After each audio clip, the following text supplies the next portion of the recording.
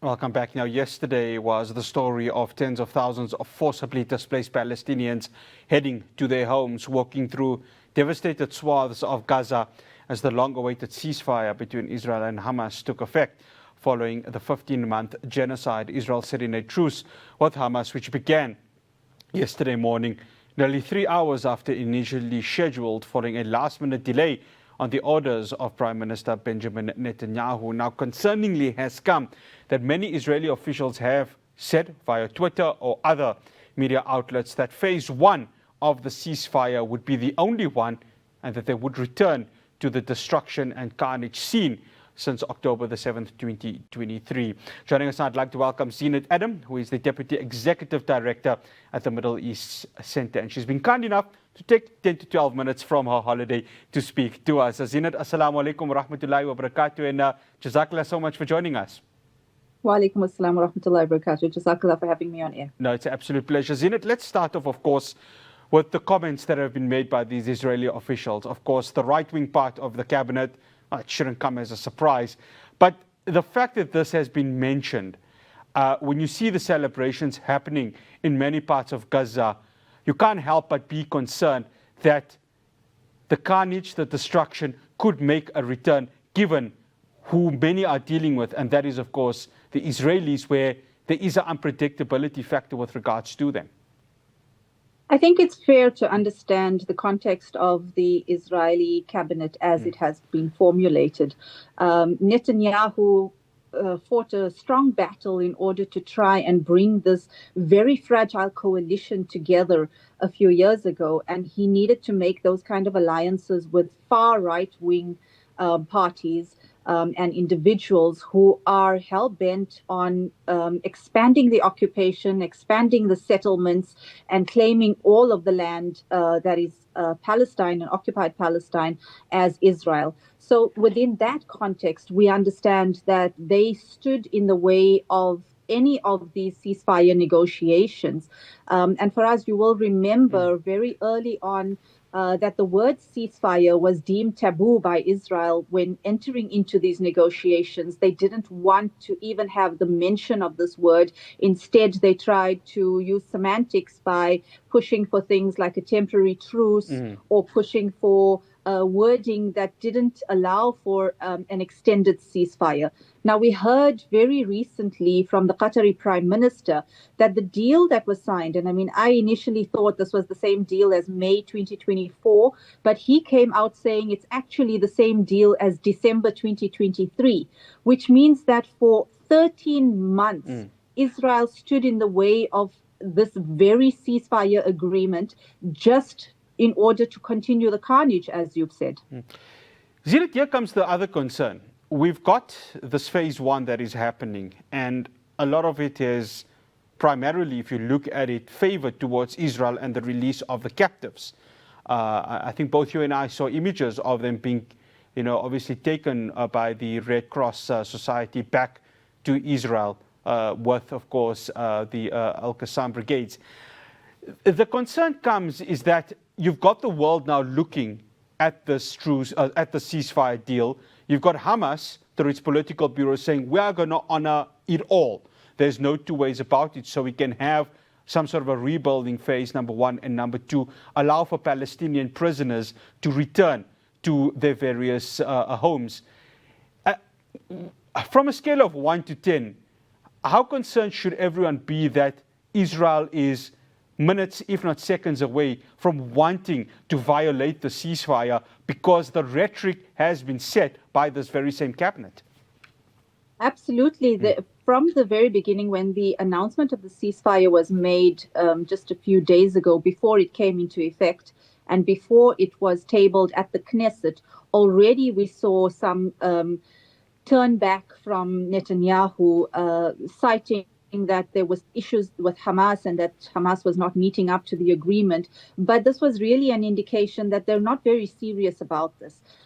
We have found that the incoming Trump presidency has had some effect in terms of pushing them towards the ceasefire, which the Biden administration really didn't achieve in all of these months.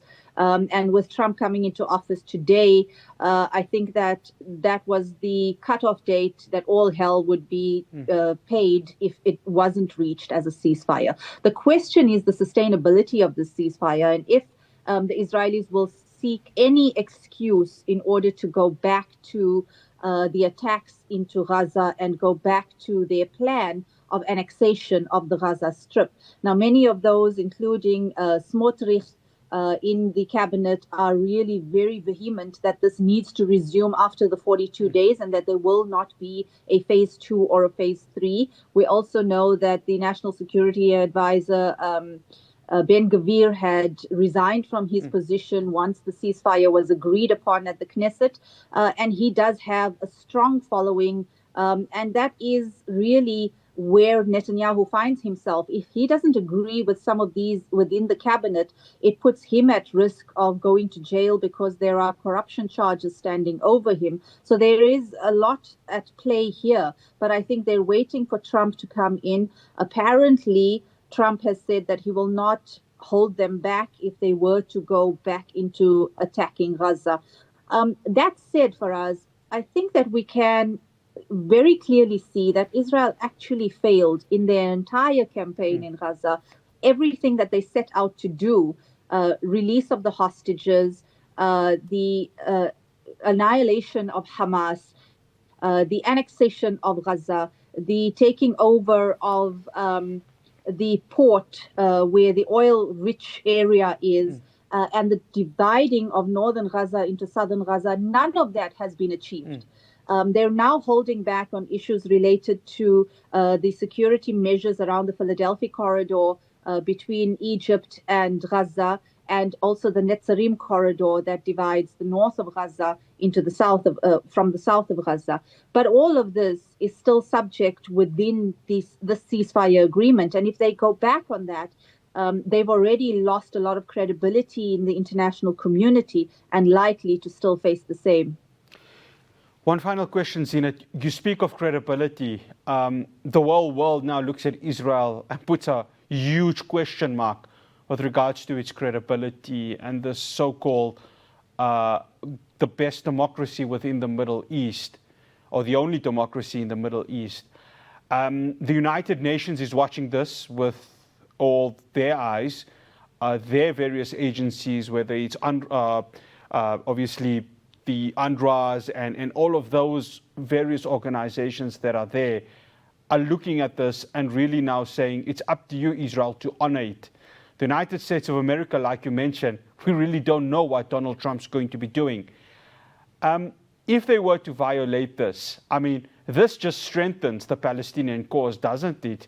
And this gives the Palestinian cause even more support than it already has, post October the 7th. I think what this has shown is that the resilience of the Palestinian people has been the biggest win here. And you mentioned the handing over of those Israeli hostages to the ICRC. But we also have to acknowledge that the tens of thousands of Palestinians held hostage by Israel, and people refer to them as prisoners as if they are criminals. And that is not true. These are people who have been abducted by the Israeli state. And just looking at the condition of those who were released a few hours ago in the West Bank and those who were released in Gaza, the comparison of their health and well-being is quite stark. I don't think anyone in the international community, whether it's the United Nations or others, can say that that hasn't been proven, that those who were held hostage by the Palestinians were taken care of to the best of their ability under the heavy circumstances of bombardment. But what we also need to be addressing is that you now have people who are accused of war crimes still being decision makers in Israel and being decision makers around the ceasefire. There is a warrant of arrest standing for Netanyahu at the ICC. We still have the ICJ that will be meeting to discuss the issues around whether or not this is genocide, and the plausibility of that is quite high.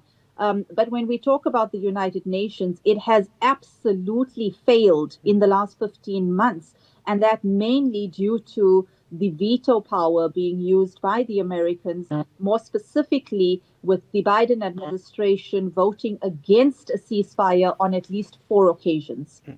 Zeenat, Jazakallah so much for making the time for us. Much appreciated. Assalamu alaikum wa rahmatullahi wa barakatuh. Wa alaikum assalam wa rahmatullahi wa barakatuh. That's Zeenat Adam, Deputy Executive Director at the Middle East Center. After the break, while TikTok was off in the United States, it is now back on. Some would say the power of Donald Trump has kicked in. I'm going to be talking to tech journalist Faisal Patel after the break to chat about this.